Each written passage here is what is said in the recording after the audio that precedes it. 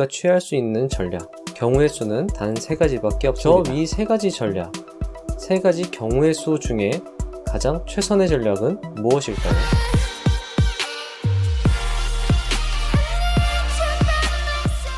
나스닥 마이너스 5% 폭락.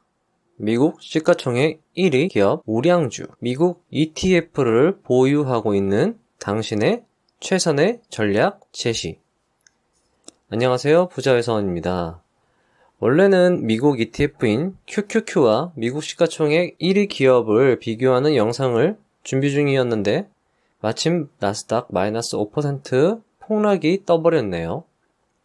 저도 마음이 싱숭생숭하고 구독하시는 분들이나 제 채널을 시청해주시는 분들도 분명 혼란스러울 것 같아서 이 영상을 제작하게 되었습니다. 예전에 말씀드렸던 주식은 보유해야 한다를 증명했던 영상이 있는데요. 오늘은 폭락 시에 어떤 포지션을 취하는 것이 최선인지 증명하는 영상이 될 것입니다.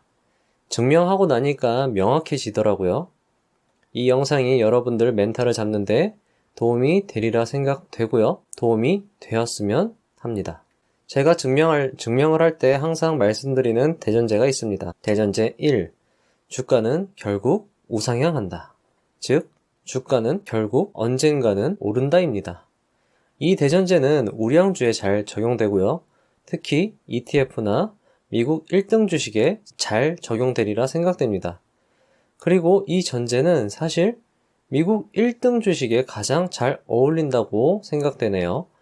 왜냐하면 미국 1등 주식은 절대 상장 폐지되지 않거든요. 왜냐하면 1등이 2등이 되는 순간 갈아타게 되니까요. 주식과 같은 불안전한 환경에서 100%라는 조건은 정말 대단하다고 말씀드리고 싶습니다. 그리고 대전제 2. 절대 손해보지 않는다. 워렌 버핏님의 유명한 명언이 있죠. 투자의 제1원칙, 절대 돈을 잃지 말라. 투자의 제2원칙, 제1원칙을 절대 잊지 말라. 주식 투자에서 통설로 여겨지는 것이 버는 것보다 잃지 않는 것에 집중하라고 합니다. 그렇기 때문에 대전제 2는 우리가 지켜야 할 원칙과도 같습니다. 대전제 3, 예측은 불가능하다. 이 전제는 누누이 말씀드리는 것이라 패스하겠습니다. 어찌 보면 주식시장에서 당연한 말이겠죠? 주식이 불안전한 시장이지만 사실 단순화하여 보면 따져볼 경우의 수가 그렇게 많지 않습니다. 자, 그럼 증명 시작하겠습니다. 1. 주식을 보유하고 있는 경우. 주식을 보유하고 있을 때 우리가 고려해야 하는 경우는 당연히 하락하는 경우입니다. 주식을 보유하고 있는데 상승한다면 그건 따져볼 것도 없겠죠? 주식을 보유하고 있을 때 하락한다면 우리가 취할 수 있는 전략, 경우의 수는 단 3가지밖에 없습니다. 경우의 수 1. 주식을 그대로 보유한다. 경우의 수 2. 주식을 샀던 가격보다 더 싸게 매도 후 매도한 가격보다 더 낮은 가격에 다시 매수한다. 경우의 수 3. 주식을 샀던 가격보다 더 싸게 매도한 후 매도한 가격보다 더 높은 가격에 다시 매수한다. 저 위 3가지 전략, 3가지 경우의 수 중에 가장 최선의 전략은 무엇일까요? 두뇌 회전이 빠르신 분들이라면 이미 눈치채셨겠죠? 일단 정답부터 말씀드리면 대전제를 고려한다면 우리는 위 전략 중 한 가지밖에 선택할 수 없습니다. 눈치채셨나요? 정답은 주식을 그대로 보유한다입니다. 왜냐하면 대전제 2, 절대 손해보지 않는다에 의해 경우의 수 2와 3은 채택되지 못합니다.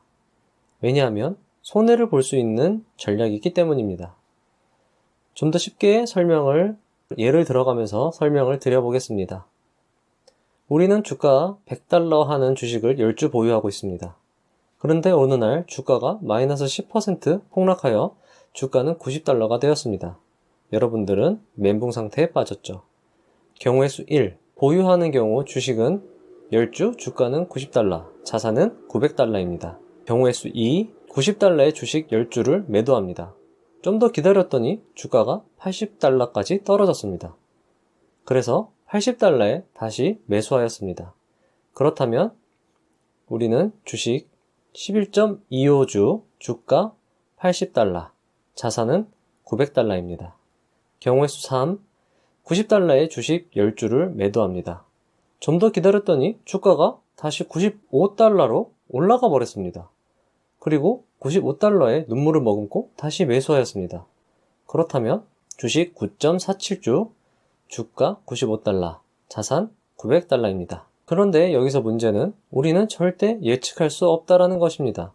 즉, 주가가 떨어졌을 때 그 후 주가가 올라갈지 떨어질지는 절대 알 수 없다는 전제라면, 그리고 우리는 절대 손해를 보지 말아야 한다는 전제라면, 우리가 샀던 주가보다 더 하락할 경우 절대적으로 보유하고 있어야 한다는 이야기입니다. 좀 더 세부적으로 말씀을 드리면, 주가 X달러에 구입한 주식 Y주는 절대 주가 X달러 이하에서는 팔지 않는다 입니다.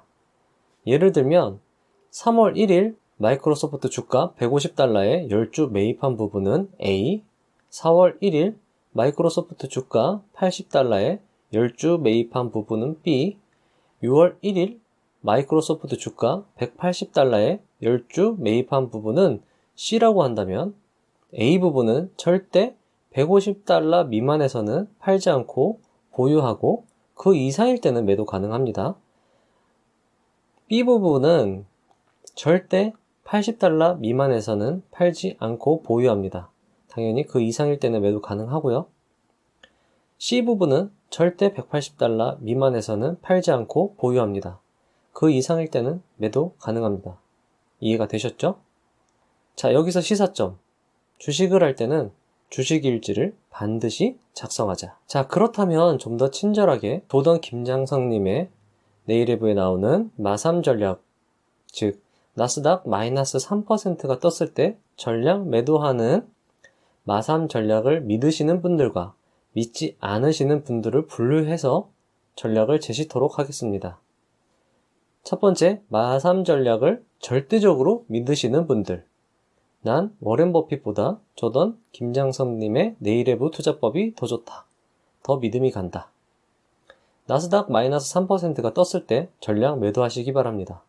그리고 매뉴얼대로 44거래일 이후에 다시 매수하시면 됩니다. 마삼 전략을 믿기는 하는데 워렌 버핏님의 말씀도 무시할 수 없다라는 분들은 마이너스 3%가 떴을 때 손실 보지 않는 부분, 즉 매도 시 이익이 되는 부분만 매도하시기 바랍니다. 세 번째, 마삼 전략을 믿기는 하는데 부자에서 추가 매뉴얼도 의미가 있다라는 분들은 나스닥 마이너스 3%가 떴을 때 손실 보지 않은 부분, 즉 매도 시 이익이 되는 부분만 매도한 후에 매도 가격보다 낮은 가격이 오면 공식에 의거하여 분할 매수하시기 바랍니다. 분할 매수 공식은 링크를 걸어 둘 테니까요. 참고해 주시기 바라고요. 네 번째, 마삼 전략을 믿지 않으신다면 그냥 보유하시면 됩니다. 여기서 공통 추천 사항이 있습니다. 만약 여유로 투자할 자금이 있으신 분들은 떨어질 때마다 분할 매수하는 것을 강력히 추천드립니다. 아니, 꼭 분할 매수 하시기 바랍니다. 위기는 기회입니다. 떨어진다는 것은 사면 이익 본다는 것입니다. 이것은 기회입니다.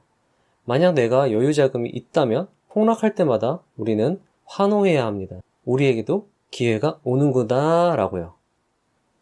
어떤 분들은 이렇게 말씀하십니다. 내가 산 가격보다 또 떨어지면 어떻게 하느냐 라고 걱정하시는 분들이 있는데요. 절대 주식시장에서는 예측을 할 수 없는 것이고요. 주식은 보유해야 한다라는 증명은 링크를 참고해 주시기 바라고요. 절대 예측하지 마시고요. 떨어진다면 분할 매수로 조금씩 살 수 있는 만큼 사시기 바랍니다. 자, 그렇다면 여기서 또 하나 문제를 드리겠습니다. 위 네 가지 전략 중에 가장 수익률이 높을 수 있는 전략은 무엇일까요? 정답은 당연히 마삼 전략 플러스 부자에서원 추가 매뉴얼을 따랐을 때라고 말씀드리고 싶네요. 검증은 각자 해보시길 바랍니다. 그리고 주식을 보유하고 있지 않은데 폭락했다? 그럼 완전 기분 좋게 매수하세요. 떨어지면 매수하세요. 분할 매수. 오늘의 결론. 보유하라. 그리고 하락하면 환호하면서 추가 매수하라. 이상입니다. 부자가 되는 지름길로 저와 함께 달려가시죠. 감사합니다.